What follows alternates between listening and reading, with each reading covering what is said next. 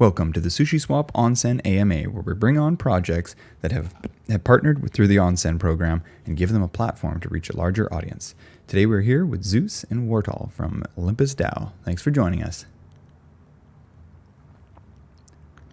Hi, Tangle. Yeah.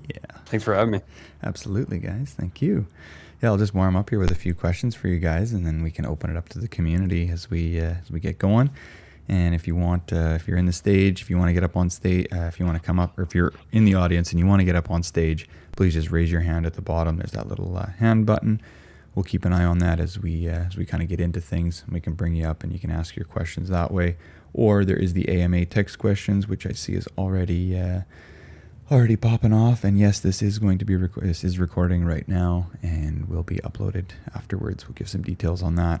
Anyhow, if you guys don't mind here, Wartull and Zeus, maybe just give yourself a small introduction, a bit of your background and current involvement with Olympus. Zeus, you can start me.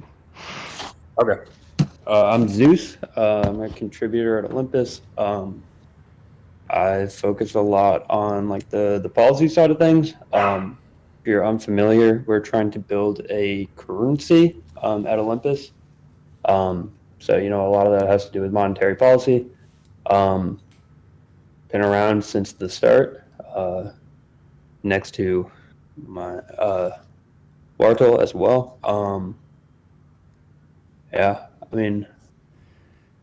Even just like a bit of your background and your past, just to kind of give people an idea of like where you've come from, or just some things that you've been involved in, or you don't need to get too crazy with it, but just sometimes that helps a bit. Yeah, I have a pretty heavy background in economics, as well as trading in markets. Oh, cool. Yep. Yeah, great. Wartull. Okay, hello everyone. So my name is indeed Wartull. I'm the community manager over at Olympus. I have a lot of different hats, like everyone in the DAO. Like I try to help out where I can. And my background, is basically, I think like most of you, I've been involved with DeFi from the start a bit. Actually wanted to contribute to a project as opposed to just ape into new things and projects, and that's how I came to Olympus, where I've been at since indeed March as well. We will have our celebration of our 6 months at the end of September. Nice. Well, great. Thank you, guys. Maybe let's talk about the origin story of Olympus and why the name Olympus.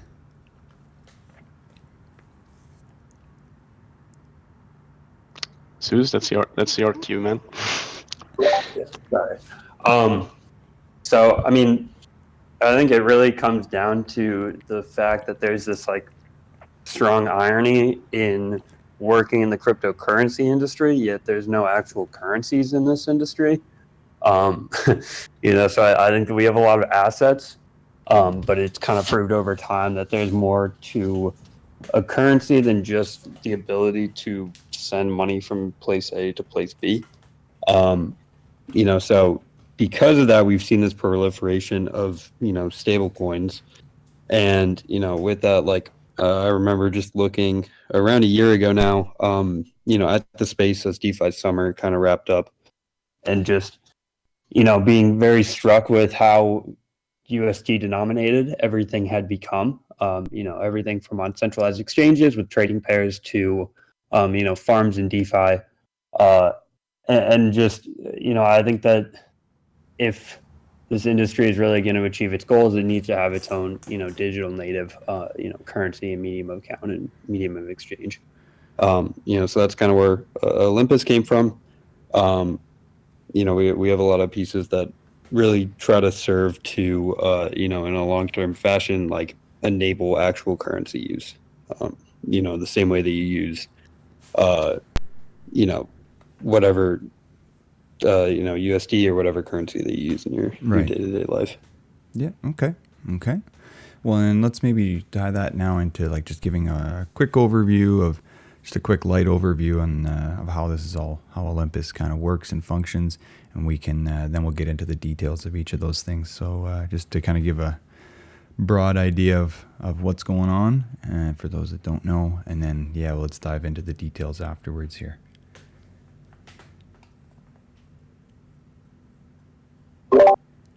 Yeah. So essentially, we have a couple of components. So first is like ohm versus sOHM. So we have like two tokens.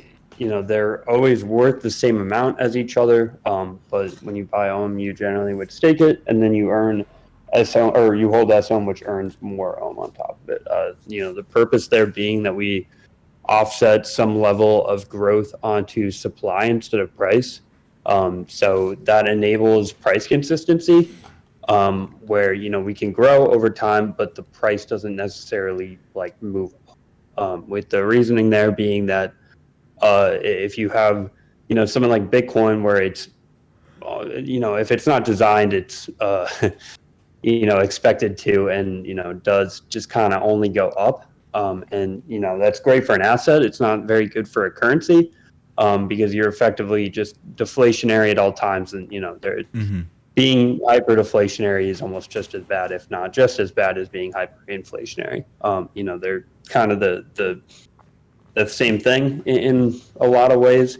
So through that, we offset a lot onto supply, and so price has actually been quite consistent for the entirety of our existence. We also have bonds. So we are inflating quite rapidly on the supply side through sOHM. Bonds serve to kind of counteract that. So they take in assets for the protocol, directly on its behalf. It kind of serves as a hedge against growth, and it also serves to ensure that there are real assets behind the network to maintain its growth. So we take in both liquidity. So we own on SushiSwap a $60 million pool, as well as an additional pool that's like a quarter of that size. Very focused on building very deep and liquid pools. Right. That's one of the most important things that one of these assets can have. Is deep liquidity for people to move in and out. Absolutely. And then we hold reserves, which are USD stables. They kind of have this. I introduced this idea of like risk-free value, with the idea there being that because we still denominate things in USD terms. These serve as like a baseline valuation for the network.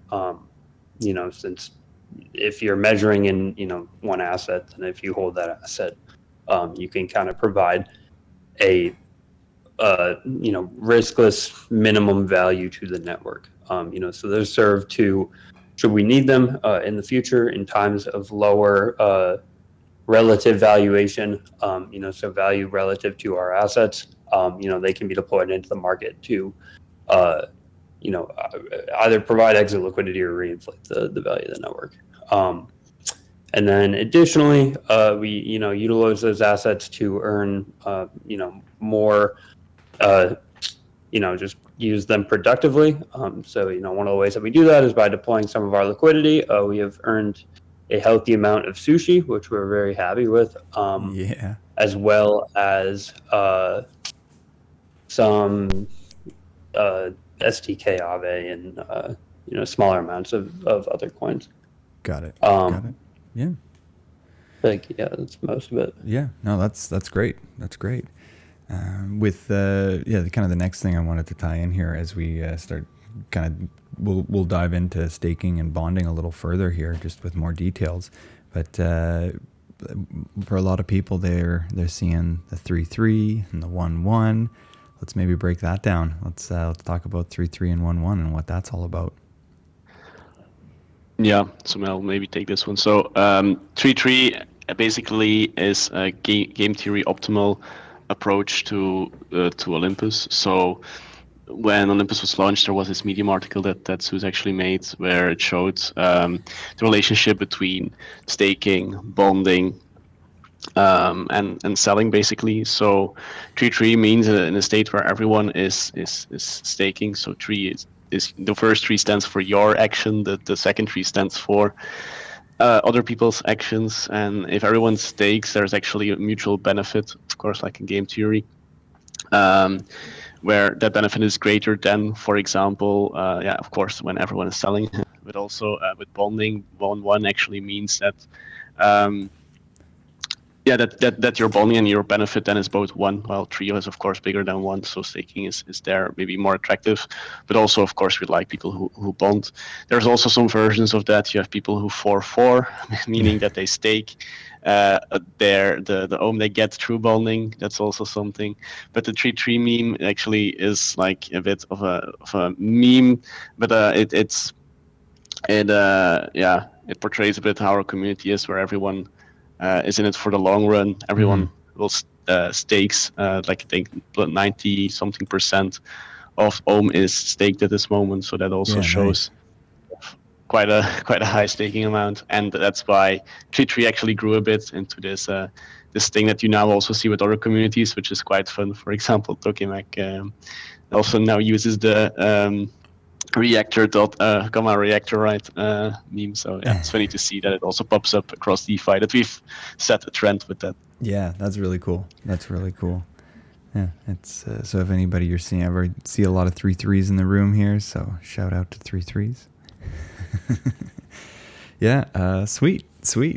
Okay, if you don't mind here, let's maybe start kind of breaking down into staking a little bit more, and maybe staking at at higher or lower prices, and how that kind of affects your entry point, and why that may or may not matter at the pricing that you're getting in. We kind of touched a little bit about price and how it why it was designed to be more not as fluctuating as Bitcoin and everything, as you had said, for example, where it's just up only. Maybe talk about that for a little bit.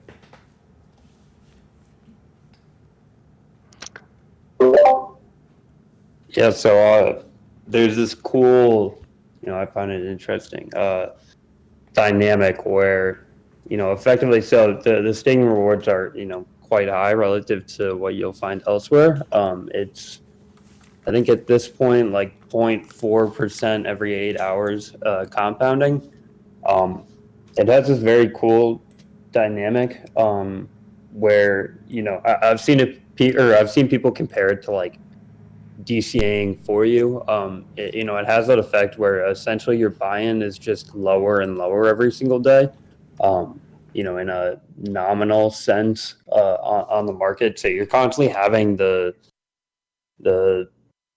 relative prices of things shift down over time because more and more supply is being held by you. So it's kind of this like constant fight against that. So it's like sorry, I'm trying to figure out how to communicate how I think about this. There's this tug of war between everyone's value, or everyone's buy-in essentially moving down, but the price doesn't necessarily do so.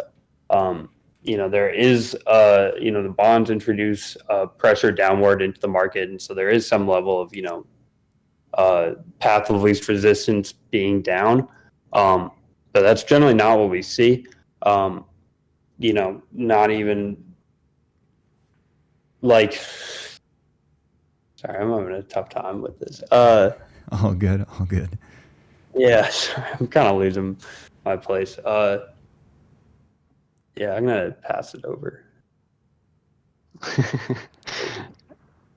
So you wanted to go to the index probably, or what was your train of thought there? Yeah, I was gonna make it there. That's probably you're gonna make it there eventually. Yeah, no. So basically, Zeus is like this big brain. I'm more of the smooth brain one, so I will try to dumb it down. But the thing is that if you stake your ohm, of course you'll accrue more ohm over time because you're sharing in the profit generation mechanisms of Olympus.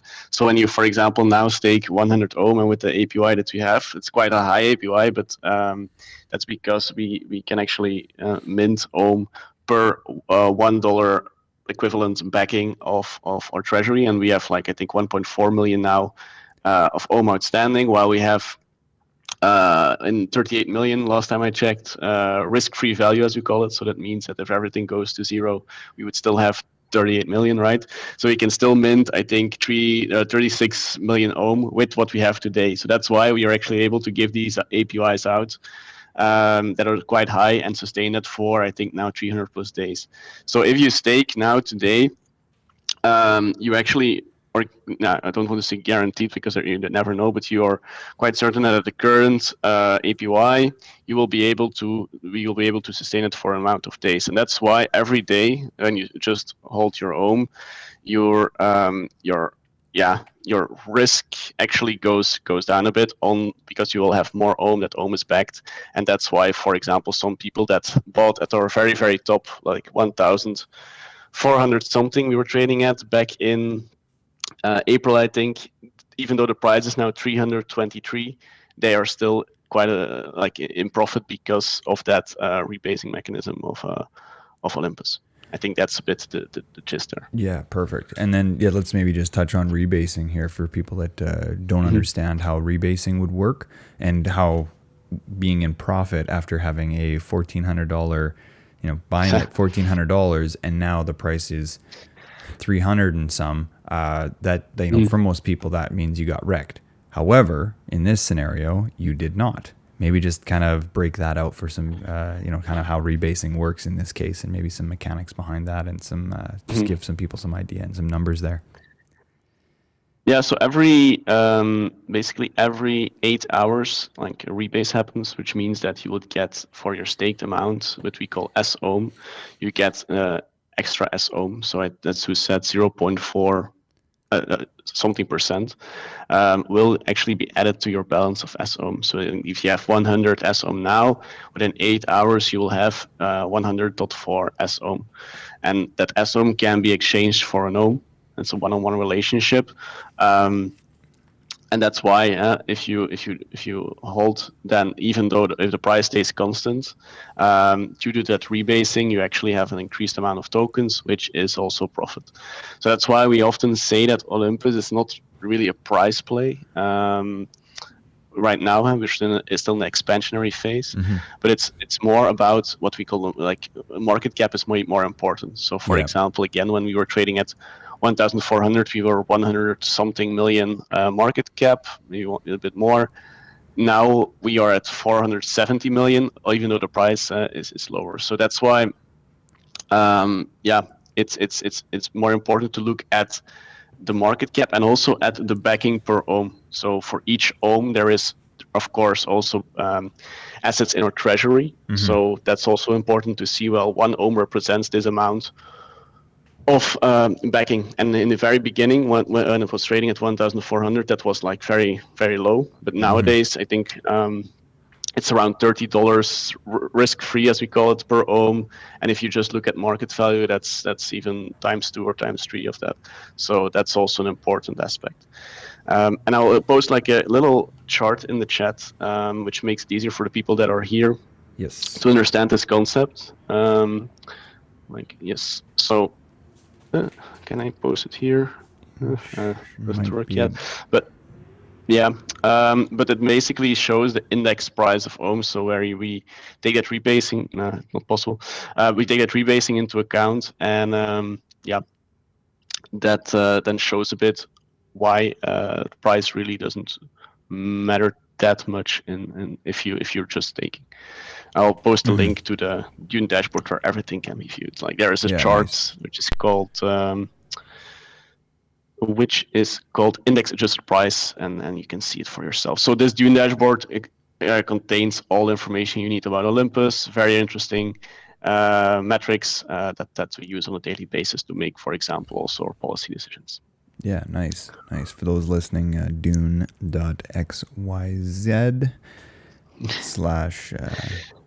/XYZ/shadow Olympus. Whatever. Anyways, for people that are in there, it's you can also drop into our Discord, and there's like a little link there to guide you. And it's even on the website. So if you go to our website, olympusdao.finance, we have like the dashboard tab, and that dashboard also contains most important information. Yeah, perfect, cool. And that's cool to have have these kind of analytics behind this, and just to kind of give people a better idea of where this is all headed. Because looking at your market cap chart, that looks juicy. You look at the price chart, people might say, what's happening here? And I'm glad that you were able to break that down and kind of explain for us. So thank you very much. Yeah, maybe the next part we can talk about bonding now, and just kind of some details, the metrics behind that, how that all works as well. Yeah, I'll take that one. Bonds are this like secondary market essentially that serve to bring assets into the Treasury. So effectively, it's like a one-way market that the Treasury is a counterparty on. I'm going to try not to go too deep into like implementation, but they don't use any oracles. They price themselves based on market behavior. So essentially the price moves down until someone takes a bond and then moves it up. So, there's like a security benefit to that. And it also just allows the market to kind of drive these things. So there's a lot that, on the policy team, we like kind of study with behavior in the bond market, just because it's so driven by just individual market actors. Essentially, though it is a means where the protocol offers a discount on ohm in exchange for assets. So those assets currently are like DAI, Frax, ETH, and then ohm DAI and ohm Frax liquidity. That is how, especially on the liquidity side, so because we have these very high yields, people are not particularly willing to provide liquidity, because if they do so, they're going to forfeit those yields. So we have this dynamic where the protocol is our largest and pretty much only liquidity provider. And this is how it acquires liquidity, is by offering, ohm at a discount to market participants to provide it with liquidity. Which, actually going off the previous, 1400 to 300, I find it quite cool that, when we were at 1400, I think we had about 25 million in liquidity. And today at 300, we have 60 million.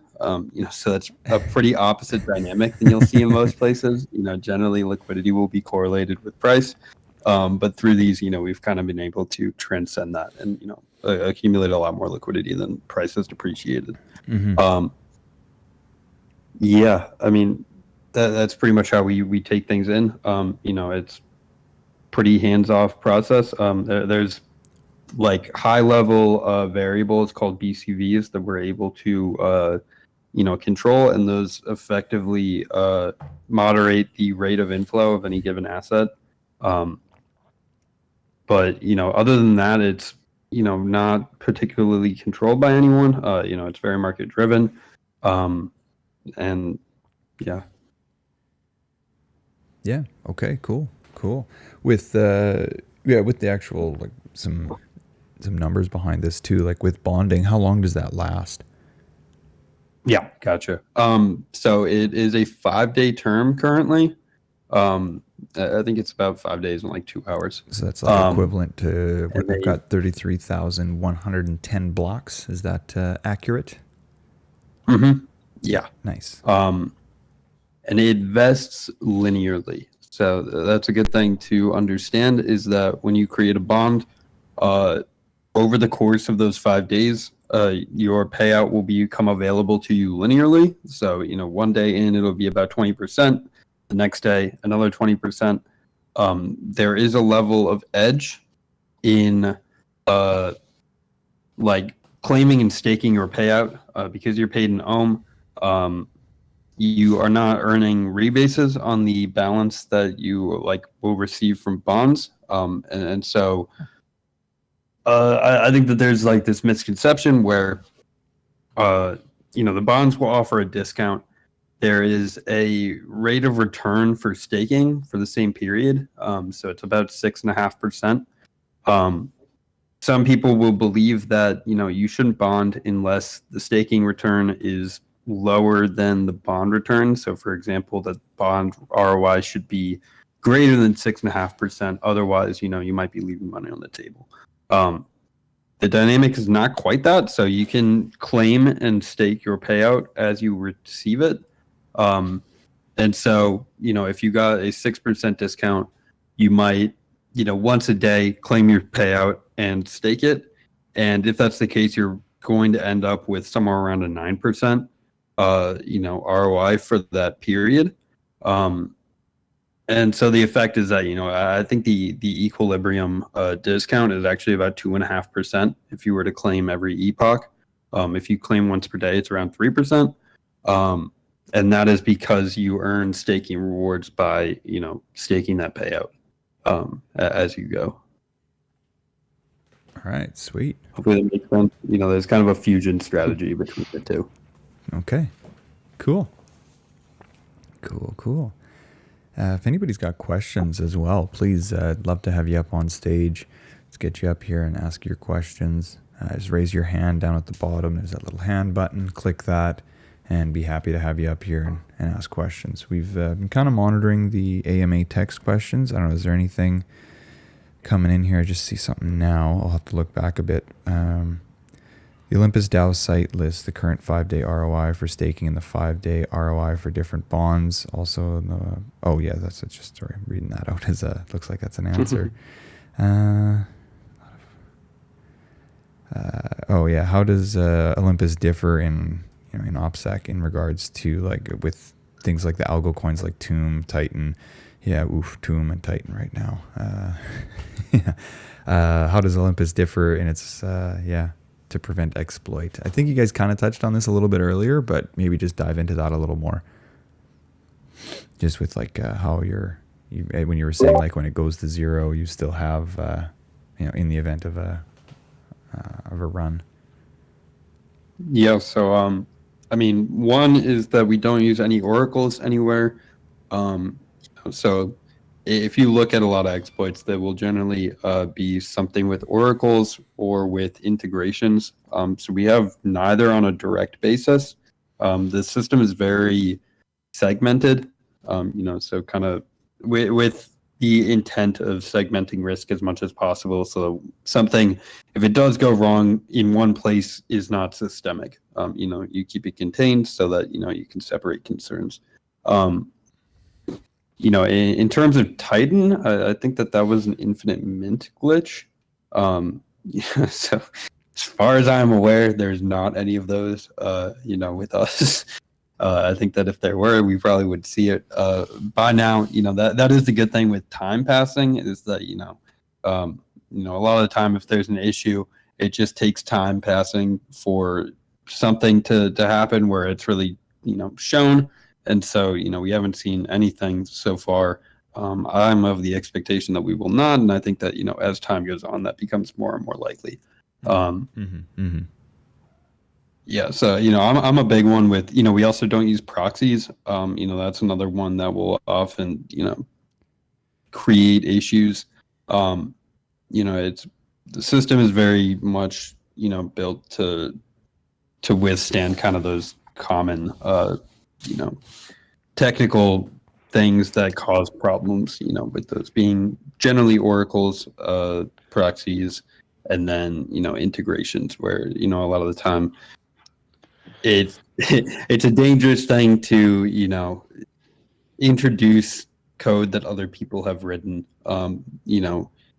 even if something is audited and you think that you understand how it works, there's many cases of just not understanding this one tiny piece, and then that one tiny piece is all it takes for you to get wrecked.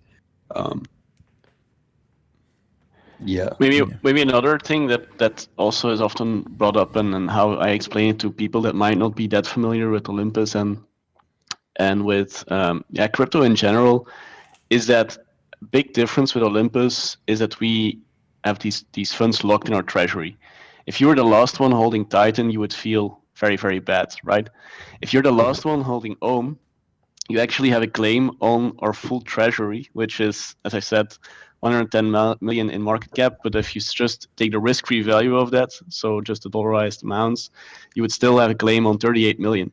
So in that sense, we are very different from those from those projects because we have that locked value in our treasury, and that gives basically kind of a guarantee that you'll always have a claim on that amount, and that's a big one, I think, for Olympus. Yeah, very cool. Yeah. A Titan style scenario would actually be quite good for you if you like are, off on vacation or something, and everybody pours out and you don't. You'd actually end up with a claim on, probably significantly more than you started with. Yes. In like a very calamitous, significant scenario. Yeah, Titan was a sad time. I ended up buying a bunch at the bottom. I thought, what the hell? I may as well buy 1 billion of these while they're, for pennies. And then it like meme pumped. I was like, sweet. Yeah, okay, cool. So that's why I'm kind of looking at Tomb right now and seeing how it got kind of turboed and wondering, is a repeg possible? I don't know, but maybe worth a bit of a gamble. Not sure. We have a new one. I know that Titan has returned and is actually doing quite well, if I'm not mistaken. I'm not familiar with Tomb though. Tomb, I think, is based. It's supposed to be pegged 1-to-1 to Phantom FTM, and for whatever reason, there was something like with the tax. I don't know. I just remember seeing people talk about like there was a tax exploit. They were able to. I'm not 100% on it. Just regardless, it's lost. It's lost its peg, and people have just FOMO dumped it. And I don't think it's doing well today. Yeah, yesterday this all happened. Yeah, it sucks. It sucks, any of this stuff. We want to avoid any of these kind of things, obviously, but this is a brave new world. Okay. Don't make an omelet without cracking a few eggs. That's right. That's okay. See, we've got a hand up. Let's see who this is. Dr. Monk. Let's have you. If you're available, Dr. Monk. Dr. Monk, have we got you? Hello. Yo. All right, there he is. We can hear you. Go ahead. What up, guys? Zeus, you're sounding good. I like that microphone, and thanks for having me up, Tangle. What's up, Wartull? Yeah, I was just gonna ask a question pertaining to the BCV.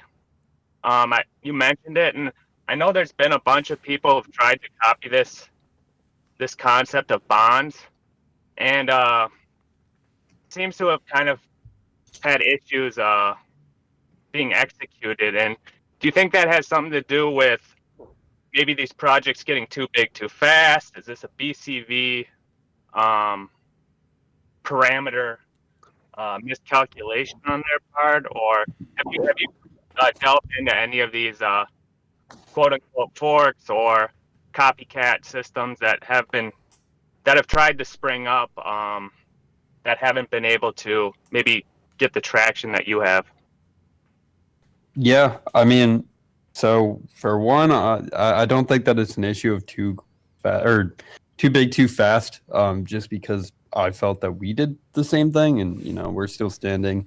I think that it really comes down to, one, understanding, just understanding how they work and what you should be prioritizing, and the fact that when you launch, that's kind of the most critical period of time. So there's kind of the least amount of like room for error. So essentially they allow the protocol to prioritize one thing versus another, and then as well as control total rate of inflow. So if you can either have we've seen both of these now. One is that prioritizing one thing more than you should. So like, especially, I don't know if I want to give like a handbook right now for forking us successfully, but like definitely don't want to be prioritizing reserve bonds at launch. A crazy amount. There's not a lot of benefit in that. And then as well, what you can see is that if there is too much capacity, discounts generally will widen more than they should. So the market gets quite inefficient. Bonders start getting too deep discounts. And then, in the short term, you can continue like that. But, once the bonders actually start getting their payouts, you will see the effect of that. Yeah, snowball. Yeah, exactly. Yeah, it's a snowball thing. So, it kind of builds upon itself until it's slowly at first and then all at once. That you kind of see the impact of these things. So I think that adds a level of difficulty for, our would-be forks, is that, you don't see the impact of these things immediately. They do take time to play out. So we have spent a lot of time just kind of studying how these things affect the market and the system, with that in mind, because you can make a change and then you have to observe over the course of days and weeks to really understand what the impact of that was. Even you can go into it with a hypothesis, but you of course need reality to prove or disprove that hypothesis. So we also have the benefit now of 6 or 7 months of data and observations to pull from, where I think that we've gotten quite good at moderating our policy. And of course, people who come into that, and one didn't even write or might not even fully understand the code, but two don't have that experience and information to pull off of, it can prove difficult. And maybe just to add to that, for the people that hear that are maybe new to this, so in the DAO we have a policy team which is basically controlling all these variables, and they are very like Zeus, very big-brained OMIs, as we call them, who really think about this, do simulations, have meetings around how to perfectly set all these parameters in such a way that we can optimally run the protocol, basically, from the bond side, from the staking side as well. And that's a big differentiator. So you might have seen other forks that have come up. That's always of course a thing, especially also with Sushi. You also know that, definitely. And then it's basically the team that is the big differentiator, the big moat. And yeah, I think that's very important to highlight, that we have people working on this day in, day out, and that's really interesting to see them work as well. It's awesome, dude, and congratulations to the Sushi and Olympus, two of my favorite projects, and just wanted to say big ups to you guys on the collaboration. So I'll jump off stage, but appreciate hearing you guys, and I'll keep listening. Thank you very much, Appreciate Dr. Monk. Yeah. And I see, Wartull, you've kind of, between just now and in the text questions there, we've kind of touched on Clavin's question, and maybe go a little further with that. I don't know if we need to go further with it here, or if you want to.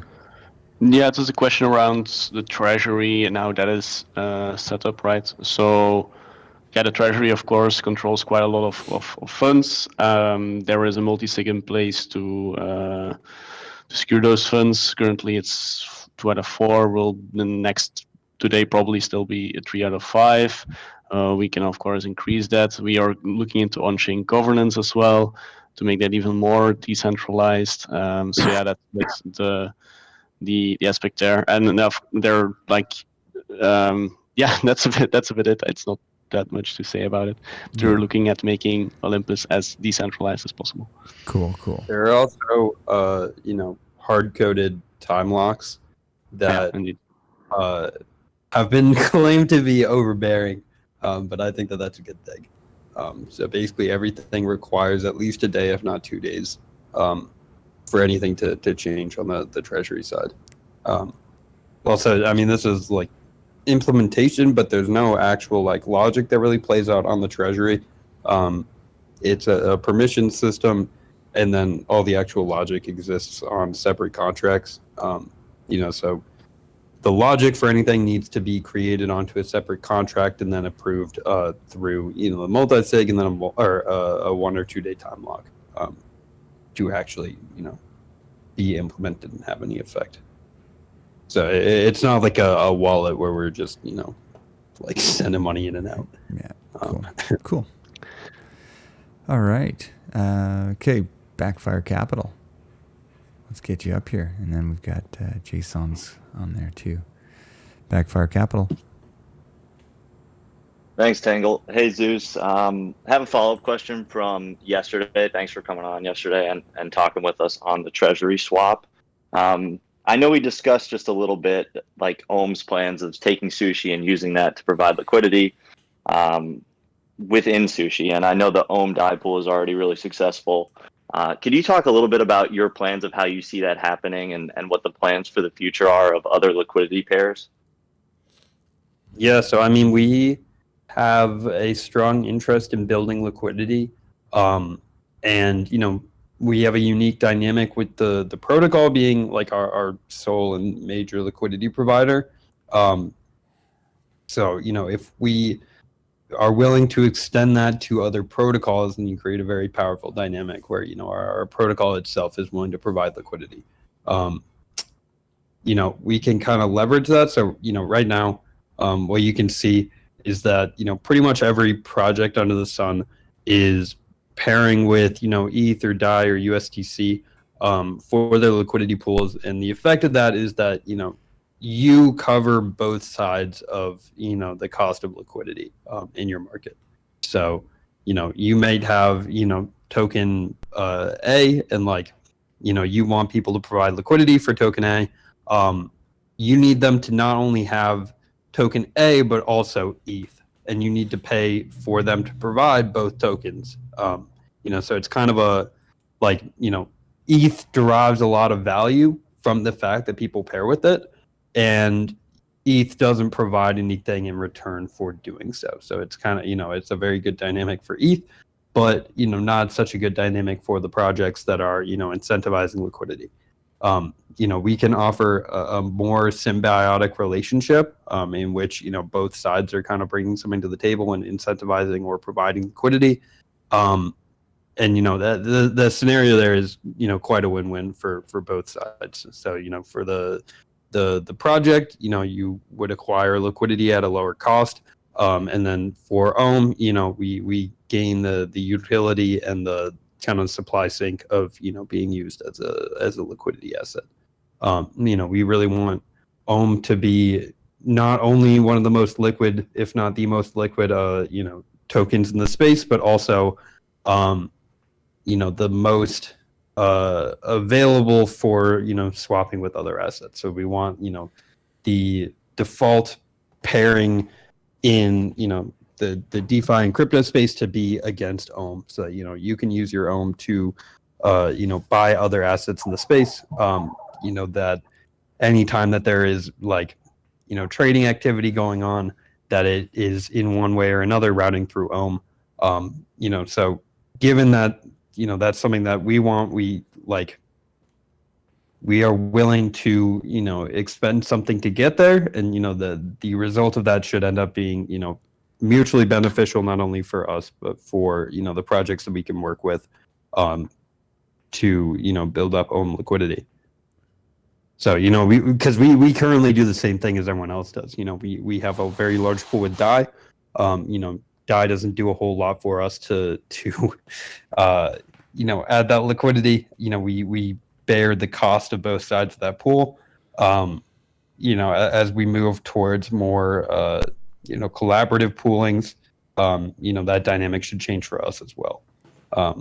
We really have this kind of vision of much more cooperative and symbiotic liquidity pairings in the space. I think that answers the question. Yeah, thank you. Yeah, thanks. That was great. Cool. Thank you very much, Backfire. All right. Jason. There he is. Hola. Hi, Zeus. Hi, Wartull.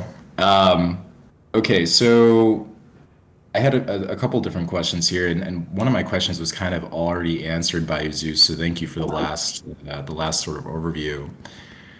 That question was really, what is the future like in an ideal world, right? Minus catastrophic event or something like that. But in an ideal future, what does that look like for Ohm specifically, right? So I know you talked a little bit about you want it to be the de facto pair within DeFi. You want that sort of liquidity behind it, and it's also quite interesting, right? Because you have that sort of risk-free value, a sort of quote unquote guaranteed valuation of a token, which is Wartull was asking the question last night in the OT, where he was like, "Is there anything else out there like that?" So I wanted to kind of know a little bit more about that, and then two, what to the both of you guys, what partnership? I know you guys have a lot of stuff under wraps and things like that, but what partnerships, one or two of them or whatever, that you guys are mostly excited about that are coming up for Olympus DAO in general? Okay, I've got a good answers for both of those. Good questions. Thank you. So kind of going off of what I was just saying, we want to be the default, not only like liquidity counterpart, but also reserve currency for the space. So on the liquidity side, as you were touching on with the risk-free value, that's a good dynamic for any project that partners with us or that pairs with us. There's kind of a meme of like, oh, your token just went down 90%. Just wait until it goes down another 90%.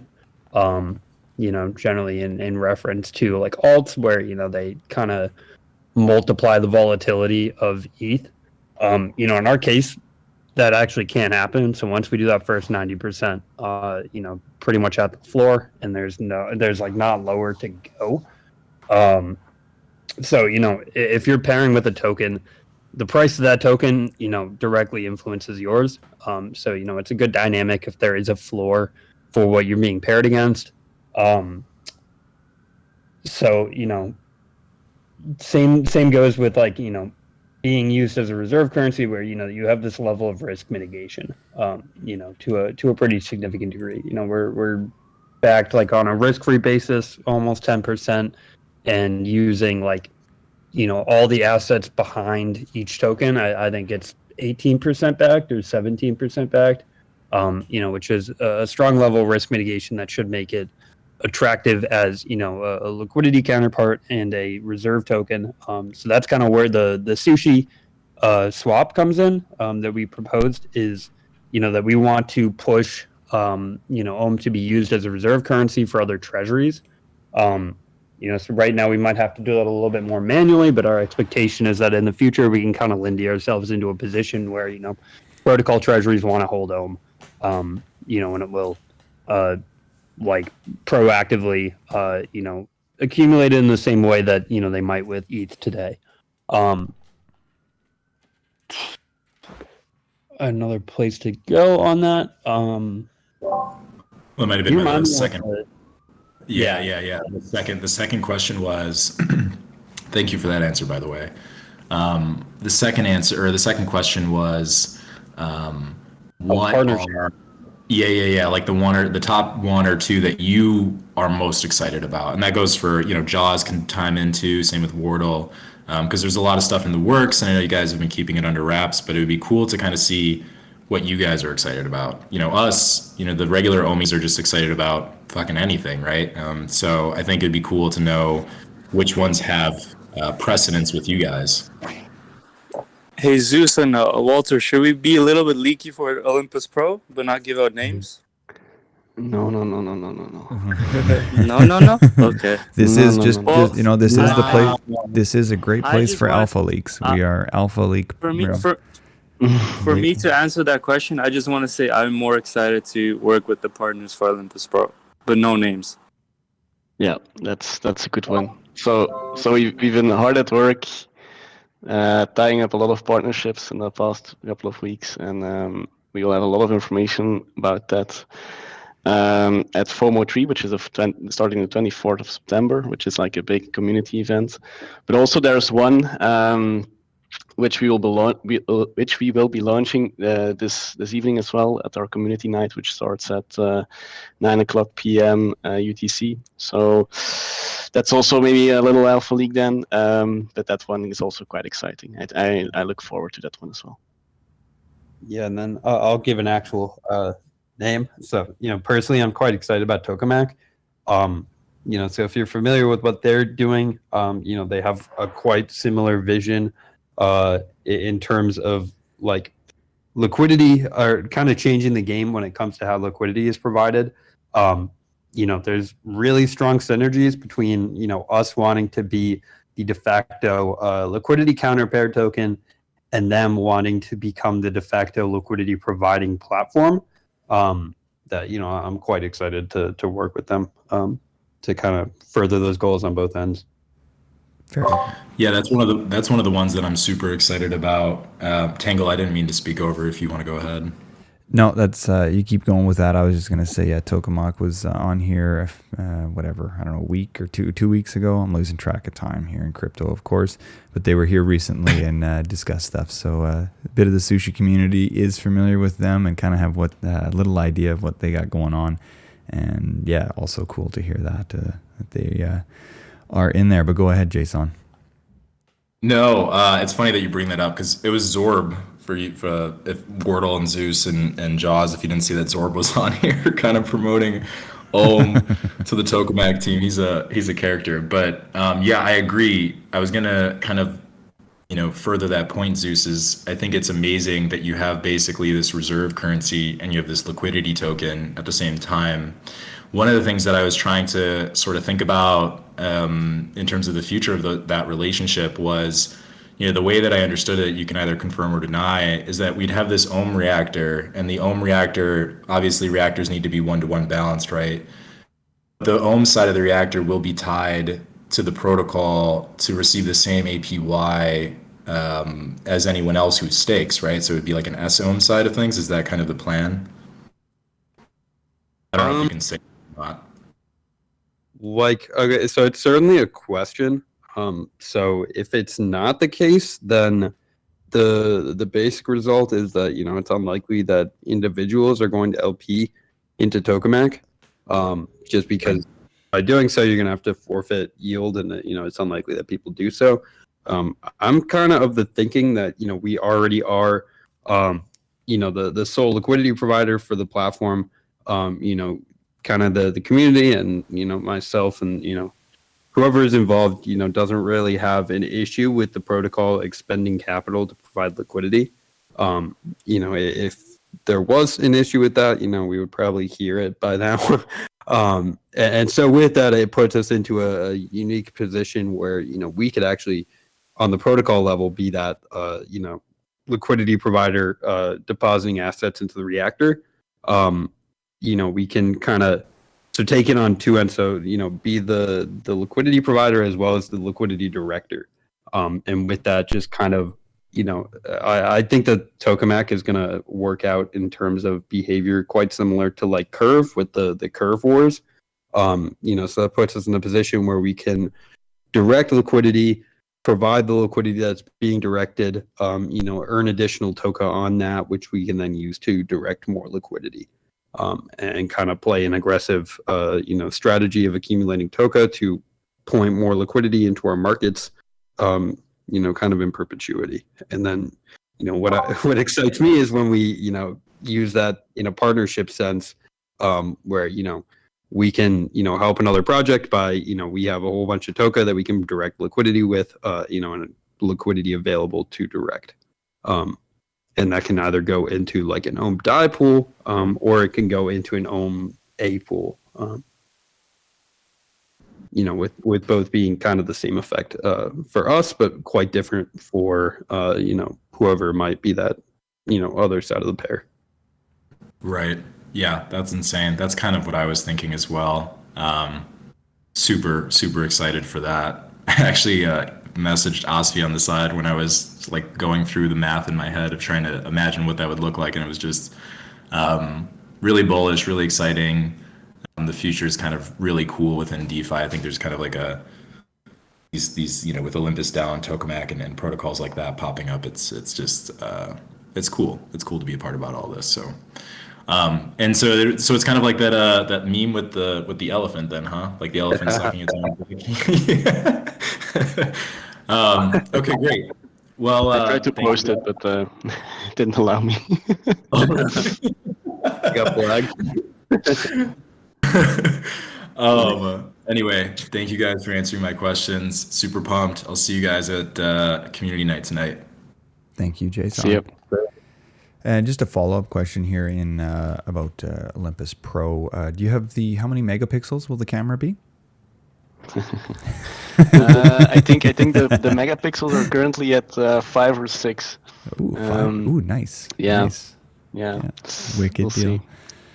Yeah, that was good. That one made me laugh. Okay. Another question I was going to tie into as well here with Hades as well. If you guys want to touch on that. Yeah. So Hades is like this light privacy solution that we have integrated. It essentially allows you to transfer, it's on the bonds and sOHM, transfer either your sOHM or, create a bond and point the recipient to another wallet without showing a transaction on chain. So it's not quite full-blown tornado. It's probably not going to do you a whole lot of good in terms of like laundering money. So if that's what you're looking for, I'm sorry, tornado is probably going to be the better place to go. But it does, it's a pretty decently strong level of, transaction. What's the word I'm looking for? Obfuscation, perhaps, or obfuscation. Thank you very much. You're very welcome. It obscures, your transaction to the point that you can kind of move money from one wallet to another without, a very basic and obvious link between the two. Which, I'm a pretty big believer in things like that, where it's non-adversarial, but it does add a level of privacy to your on-chain transactions, which I think it's funny that a couple of years ago there used to be this belief that blockchains were going to increase privacy for users, and the reality is quite the opposite. Who would have thought that having an immutable and public open ledger would decrease privacy when you can see every single transaction that has ever occurred? Who knew? Yeah, exactly. So, I think that in the future, more privacy solutions will probably come out that are similar to this, where, the idea is to add privacy without branding you as any type of, nefarious actor. All right. Yeah. Cool. And just to circle back here, no one here, either at Sushi or Olympus, is we do not support money laundering, and we do not suggest doing that. We think that is a very bad thing and is illegal. And please report it to your local authorities when you stumble upon it. So just full disclosure there. Pure text. You clearly read the Uniswap SEC thingy. Nope, fine. didn't actually, because it was a Wall Street Journal paywall. I have not fully seen what they had put out yet. So if anybody has a leak on, no, actually we always pay for Wall Street Journal articles. So we'll just whatever. Anyways, Wall Street, yeah. Looking forward to. Anyway, okay. Where else are we at here with questions? Or if anybody, we're hitting an hour now, so let's we can start wrapping up here soon. We've had a lot of great questions come in here. If I don't know if there's anything else here, I've been kind of going through the text questions. It's polluted with memes. Love the memes, but I don't know, is there anything else in there that we should touch on that people have asked, or if anybody else has any final questions come up on stage? happy to see Chadwick asking. I think it's nice that we had the 5 or 6 megapixels there for this camera. It's exciting. Yeah, did we ever get the dongle? No, I say we want to it because we want to save the environment. Oh yeah. Too expensive. Too bad for the environment. And, yeah. It's not too expensive. It's too bad for the environment. So you just pay $3 for one. Exactly. Here we based on there are some questions around L2 cross chain and so on that I see coming up. So basically a lot of these things are being investigated, of course. There are so many options. Basically, what we are focusing on right now is a bit Olympus Pro, and that will be, again, as we said, launched in like 3 weeks. But after that, I think we will definitely start to make advances there, like layer 2 or any other chains. And that's basically the status of that. I think for now we try to build a solid foundation on ETH layer 1, and then we can see from there on out what we can do. Perfect. And there was who was here trying to get up on stage? Space Dog. I didn't hit one of the text questions as well, really quick, which is if you don't... someone who is it. I have a question regarding recent comments on regulation for stablecoins. I haven't seen the exact comments that he's talking about, but I do think that we are in a good position where we're not a USD stablecoin. So it's unlikely that we're really who they come after on regulation. I think that it makes a lot of sense that the US would have a desire to regulate USD stablecoins, since USD kind of belongs to the US, and it makes sense that they would be a little bit productive with their own currency. We are not a USD stablecoin, never have been, never will be. So it's unlikely that we're really who they're that interested in. Cool. Yeah, thank you for. Hey, how's it going? I actually had another question about regulation, and is it possible that some of these rebases get treated as dividends, as far as taxes and all that stuff? So I'm not a tax attorney.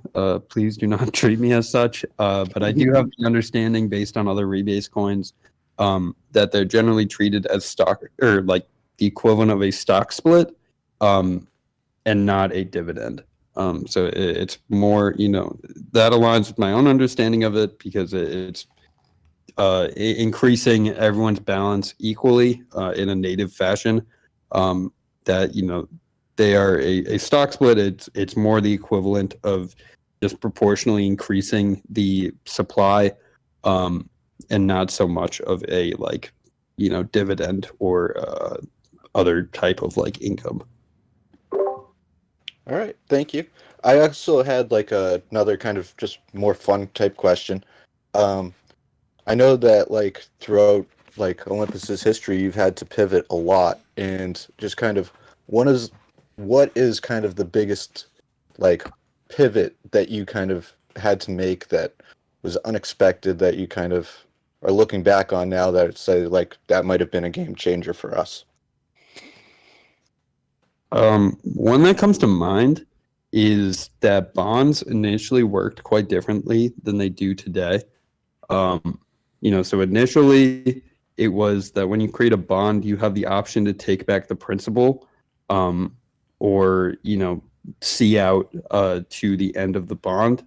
So the intent there was that my expectation was that people would provide liquidity to bonds, much more willingly, because you kind of have the ability to take it back.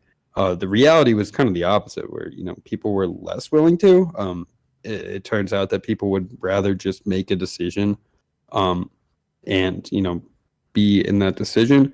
And so when we launched the bonds, I don't know how many people are still around to remember this, but they were actually quite a flop.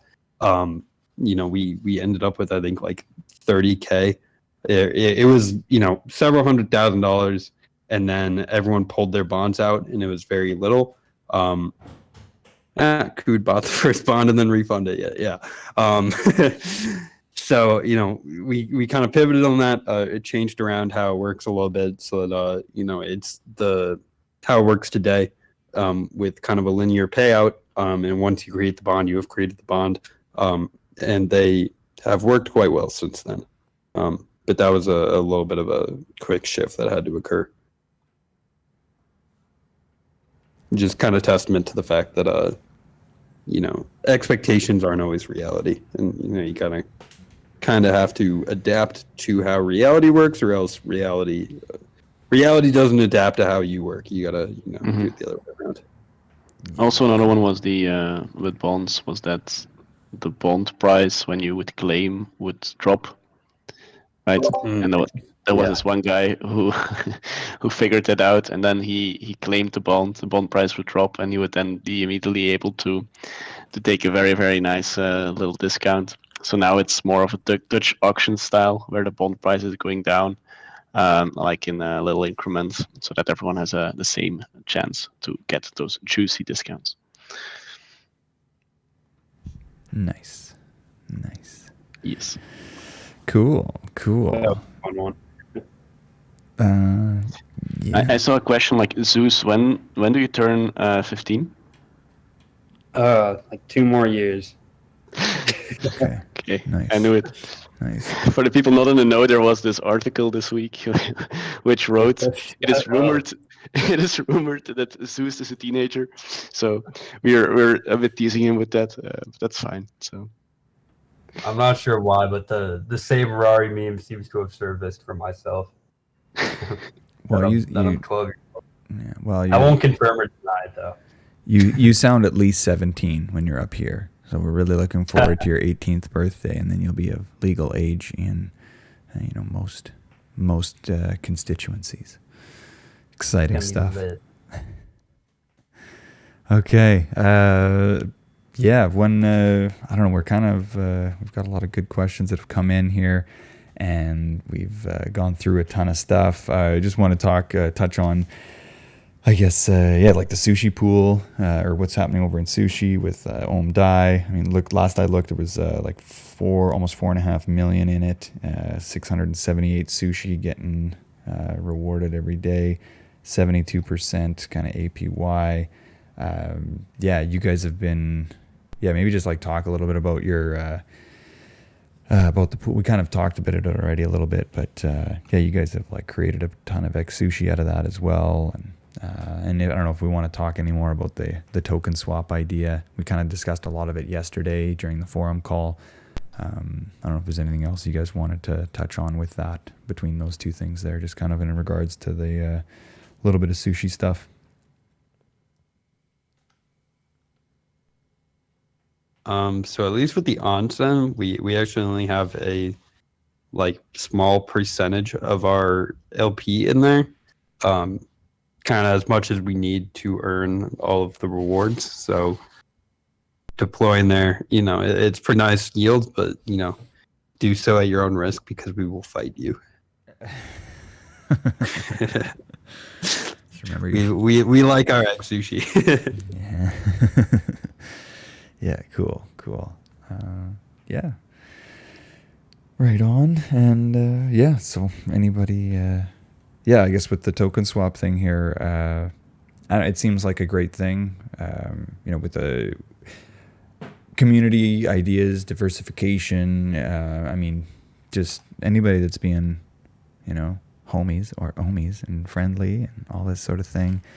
I think these are good plans. And, I think, I hope anybody that had more questions about how Olympus worked, or maybe today this is going to give them a little more insight into how this swap would be beneficial or why it could be beneficial. I think it's it comes out of good faith. It comes from a good place. To me, it seems like a good idea. I haven't looked like further. I haven't really started scratching numbers down and penciling about what where is the fair deal on all this, or who's what those numbers should look like. But you guys have put the time and effort into it, and I don't think anybody's getting hosed here on either side. But yeah, I think it's cool, and especially having you guys on here today. It's been awesome. You guys, we're now at I see 706 POAP records have come in here. We might be at I can't remember if 700 or 800 was our record from one of the last times. I'll have to look back, but this has been extremely positive AMA, especially on seeing attendance wise and engagement as well. Really happy about that. Yeah. So people are asking how they would get the POAP. Oh, the POAP. Yes, we'll touch on that afterwards. HHK just dropped dropped the link in there, and yeah, we'll touch on that as we finish up here. I don't know if there's any final questions or if you guys have anything else to drop here. I think this is a great place to wrap up. So yeah, we'll further discussion around the token swap. Let's do that on the forum. I think that's a great place to just keep growing all that in that conversation and keep it all consolidated there. But I think it's positive from both sides. And community appreciation night with you guys as well coming up. So that's at 2100 UTC over in your in Olympus Discord. Yes, in a little over 4 hours. It starts there. It's on the Discord, but because it's with screen sharing and stages, or like Discord in general is quite limited, we also have a Twitch stream going for that. It's also with a POAP for the people interested. It's with Little Alpha, as I said, like a partnership will be announced with some fun activities, maybe even some OHM here and there that some people might get. So it's always fun. I think last time 300 people joined. It was very, very fun evening. So I hope to see you all there as well. And that's it. Perfect. Yeah, cool. And yeah, I'm seeing some questions here about if you guys quickly want to touch on your favorite sushis. I should start doing that all the time. What is your favorite sushis? Tell us. I'm a big what's it called? Shrimp tempura. Gotta have of course you're a child, so you like fried things. Perfect. I'm gonna steal. I don't think that's. Are you talking about the tempura itself or in the sushi roll? In the sushi roll. Okay, I just want to make sure. I like torch salmon pressed sushi. Ooh. And I'm more of a sashimi guy. But okay. Like it raw. Yeah. sounds weird. But okay.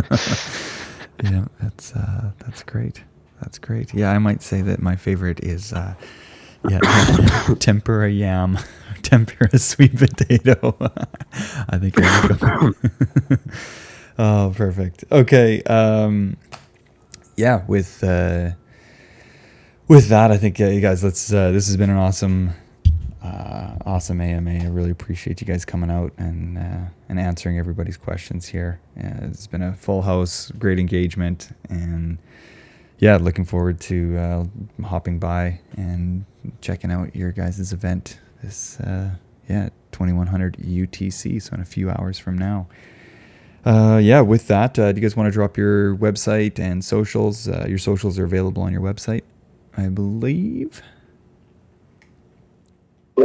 Yeah, so it's olympusdao.finance. We're on Twitter at Olympus DAO. Pretty much Medium is olympusdao.medium.com. Should I plug myself? Whatever you want to do. Whatever you guys want to do here. This is you got the floor. I am OHM Zeus. I believe Wartull is Wartull. And then Jaws is Say Inshallah. Cool. Exactly. And I'm posting here the links to our Medium, to our Twitter, to our website. So nice. And maybe also our Discord, maybe the most important one, because our Discord is honestly like the heart of our community. We have 15,000 people. I know it's not the same as Sushi. You guys are quite a bit bigger, but that's still large for 15K. our size. That's impressive. That's good. They're very active, as you can see here as well. So yeah, Yeah, nice definitely to drop by and we answer all questions you might have. Yeah, perfect. And we can find that on your website as well. From if people just go to your website, you can also get into the Discord. Yeah, cool. All right. Yeah, and with that, the just anybody that's been in the room for 15 minutes, something like that, you will be eligible for a POAP. So head over to the Get POAP channel with just underneath our. Oh, where is it here? It's always just under the sushi bar. Yeah, just at kind of towards the bottom of the sushi bar list in that channel. Go in there, type exclamation point claim, not exclamation point upside down, Callum or Camly or anything else. That won't work. That will not work. You have to type exclamation point claim. That's the only way it's going to work. I have the channel closed right now, but it will. I'll open it up once all of the records have synced, and you guys can get your POAPs. So I've opened it up earlier before, and it just says no link, and I'm staring at the link with your ID, and it just takes a minute to synchronize. So no panic on that. You got 30 days to claim it. No rush, and it records the last 5 POAPs of the events that you've attended. So no rush. You'll be good. I'll open it up here in a little while. That, and then of course this has been recorded and will be uploaded onto Sushi Official YouTube channel. You can check it out there. Yeah, and all the other past events that we've had as well. That, and yeah, follow me on Twitter, 0xtangle. And you can also utilize the sesh bot that we have. So the calendar channel that's right underneath announcements at the top of our server. Go there, click on there's a green check mark, and then that gives you your attendance, and then Sesh will send you a DM, and you just click on the alarm clock, and it gives you some options there for reminders. Anyhow, there it is. We'll talk to you guys all later on. Next week, we've got some more stuff coming in. I'll keep you all posted on that. But yeah, head over at 2100. Head over to Olympus over to their Discord or the Twitch stream, and let's check out and see what they got going on here for a fun community appreciation night. So, all right, thank you guys so much for all being here, and appreciate all your time and effort, you guys, and keep up the great work. Thank you. Bye. All righty, talk to you later. For having us. Thanks, guys. Bye bye. Thanks everyone for coming. Let's roll.